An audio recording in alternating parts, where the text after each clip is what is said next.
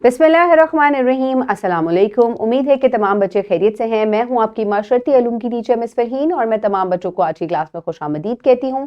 प्यारे बच्चों, जैसा कि आप जानते हैं हम आपकी किताब का बाब नंबर 6 पढ़ रहे हैं जिसका नाम है माशियात, और आज मैं आपको इसका सबक नंबर 7 जो है वो मुकम्मल करवाऊंगी, जो कि तिजारत के बारे में है, जिसको अंग्रेजी में ट्रेड भी कहा जाता है। दोहराई से हम आगाज करेंगे अपने आज के सबक का। तो पिछले सबक में हमने टैक्स के बारे में पढ़ा था, तो जल्दी से आप मुझे बताएं कि टैक्स क्या है और इसकी अहमियत भी साथ बताएं। वीडियो को पॉज करें और सवालात का जवाब दें। शाबाश। तो प्यारे बच्चों, जल्दी से अब एक सरगर्मी करते हैं। आप लोग पहले से ही तिजारत के बारे में अपनी पिछली जमात चहारम में पढ़ चुके हैं।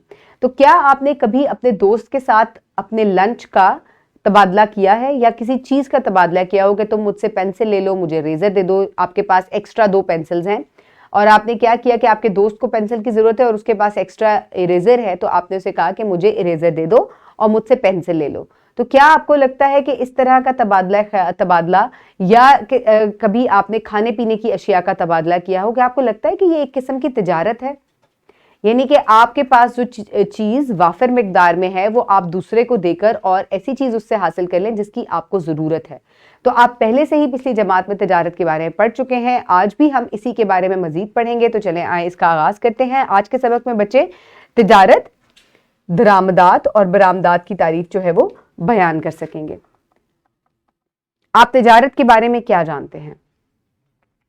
पिछला जो आपने पिछली क्लास में पढ़ा था, कुछ ना कुछ आपको याद होगा। उसको एक दफा वीडियो को पॉज करके क्या आपके जहन में तिजारत लफ्ज से चीज आती है उसके बारे में अपनी टीचर को बताएं। शाबाश। तो प्यारे बच्चों, चले आए अब आगे बढ़ते हैं। जल्दी से अपनी किताब में पेज नंबर 79 खोलें ताकि हम इसकी पढ़ाई शुरू करें। उम्मीद है तमाम बच्चों ने सफ़ा खोल लिया। चले आए अब इसकी पढ़ाई शुरू करते हैं। तिजारत यानी कि अंग्रेजी में इसको ट्रेड भी कहा जाता है। जैसा कि आप जानते हैं कि रकम के तबादले के जरिए अशिया और खिदमात की एक शख्स से दूसरे शख्स को मुंतकिली के अमल को हम तिजारत कहते हैं। अब इसके बाद दरामदाद और बरामदाद यानी कि एक्सपोर्ट्स एंड इम्पोर्ट्स जो है वो आ जाते हैं। पाकिस्तान की अहम बरामदाद और दरामदाद दर्ज झैल है। प्यारे बच्चों, बरामदाद में जो है वो सूती धागा आ जाता है, सूती कपड़ा आ जाता है, होजरी, चावल, चमड़ा, खेलों का सामान, पेट्रोलियम की मसनूआत और सीमेंट आ जाता है। तो ये तमाम चीजें जो हैं ये हम दूसरे ममालिक में भेजते हैं, इनको बरामदाद कहा जाता है और अंग्रेजी में इसको एक्सपोर्ट कहते हैं।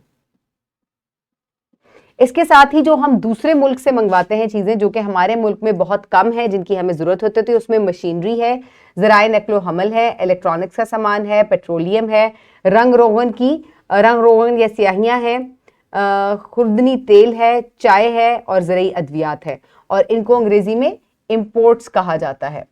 तो ये वो तमाम अशियाँ हैं जो कि हमारे मुल्क में या तो बहुत कम है या नहीं बनती, तो इनको हम बाहर के ममालिक से मंगवा लेते हैं और इसके बदले या तो हम उनको पैसे देते हैं या हम उनको कोई ऐसी चीज़ दे देते हैं जो कि हमारे मुल्क में वाफर मिकदार में हो। तो ये चीज़ें जो हैं हमारे मुल्क में वाफर मिकदार में बनती हैं, जिनको हम दूसरे ममालिक में एक्सपोर्ट करते हैं। अब बच्चों, आपने क्या करना है, आपने मश्क के तौर पे इस वर्कशीट को इसी वीडियो के डिस्क्रिप्शन बॉक्स से हासिल करना है या आप इसको प्रिंट फॉर्म में अपनी टीचर से भी ले सकते हैं। आप अपना नाम लिखेंगे, जमात का नाम लिखेंगे और बरामदाद और दरामदाद के बारे में यहाँ पर आपके पास एक टेक्स्ट है जिसको आपने पढ़ना है। और इसके बाद आपने क्या करना है कि किसी भी दूसरे मुल्क से वजाहत करें कि आप क्यों इस मखसूस शय को कहीं से भेजेंगे और अब आप इस जैसी एक चीज़ बरामद करते हैं।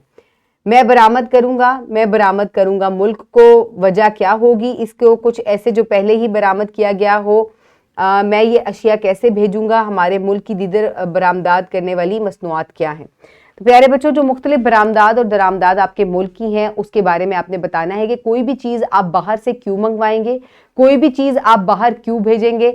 आप तभी किसी को कोई चीज़ दे सकते हैं और उससे कोई चीज़ लेना चाहेंगे जब आपके पास किसी चीज़ की कमी हो, और एक चीज जो आपके पास इतनी है कि वो आपकी जरूरत को पूरा करने के बाद भी बच गई है, तो वो आप किसी दूसरे को देकर जो है उससे अपनी जरूरत की चीज ले सकते हैं। इसको हमने पहले बार्टर सिस्टम के तौर पे भी पढ़ा था और इसको हम ट्रेडिंग भी कहते हैं। तशखीस के तौर पे आप तिजारत की तारीफ करें, शाबाश, और दरामदाद और बरामदाद क्या है इसके बारे में भी बात करें, शाबाश। तो प्यारे बच्चों, होमवर्क में अब आप घर का काम नंबर 2 मुकम्मल करेंगे। हम घर पर मुख्तलिफ मसनूआत जैसे कि शैम्पू, साबुन वगैरह इस्तेमाल करते हैं। ऐसी अशिया जो पाकिस्तान में बनती हों اور وہ مصنوعات جو درآمد کی جاتی ہوں ان کا ایک جدول بنائیں، تجزیہ کریں کہ بتائیں کہ آپ کے والدین درآمد شدہ مصنوعات پر کتنے روپے خرچ کرتے ہیں، ان سے کہیں کہ درآمد شدہ مصنوعات کا استعمال کم کرتے ہوئے ان مصنوعات کا استعمال کریں جو کہ ہمارے ملک میں تیار کی جاتی ہیں۔ یہ قدم ہمارے ملک کے معاشی نظام کے لیے معاون ثابت ہوگا۔